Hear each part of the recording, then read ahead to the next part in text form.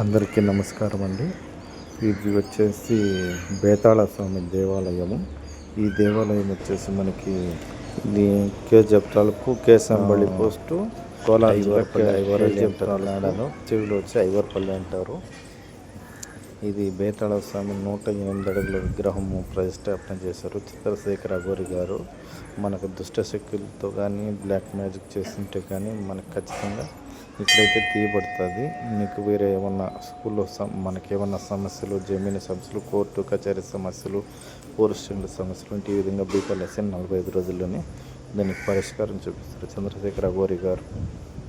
ఆయన సుమారుగా 25 ఏళ్ళు తపస్సు హిమాలయాల్లో తపస్సు చేసి ఇప్పుడు వచ్చి గుడి కట్టుకొని ఇక్కడనే స్థిరపడ్డాడు.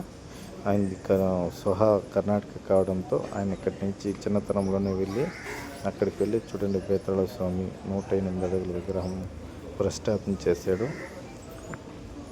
మళ్ళీ మన సమస్యలు ఏదన్నా కూడా కానీ మనకి దీర్ఘకాలికలు, బీపీ, టీబీ, ఆస్మా, కిడ్నీలో రాళ్ళు ఇవన్నీ ఉంటే కూడా దీనికి నాటు వైద్యం చేస్తాడు, మందులు ఇస్తాడు.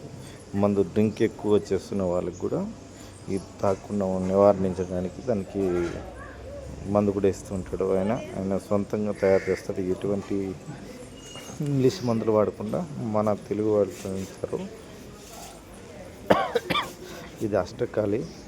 ఈ అష్టకాళిలో సెంటర్లో వచ్చి మనకి మంచి పెద్ద స్థూలం కనిపిస్తుంది చూడండి. ఇది వచ్చేసి త్రిముఖ స్థూలము. ఇది వచ్చేసి చాలా పొరపాటు మనకేమైనా బ్లాక్ మ్యాజిక్ చేస్తుంటే కూడా మనకి మంచి జరుగుతుంది.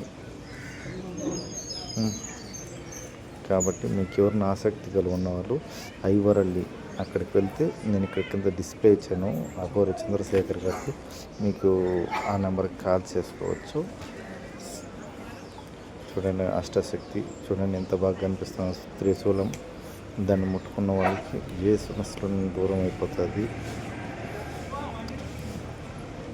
ప్లీజ్ మా ఛానల్ కూడా షేర్ చేసి సబ్స్క్రైబ్ చేయండి. శ్రీ వైష్ణవ్ 456.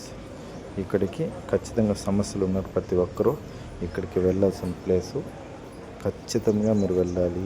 దుష్టశక్తి కానీ మనకేమైనా దిష్టి అయినా కూడా ఖచ్చితంగా తీస్తారు. ప్లీజ్ మా ఛానల్ సబ్స్క్రైబ్. మీరు కూడా మీ ఆసక్తి కలిగి ఉన్నవారు మీరు వెళ్ళి ఈ దేవాలయాన్ని దర్శించగలరు.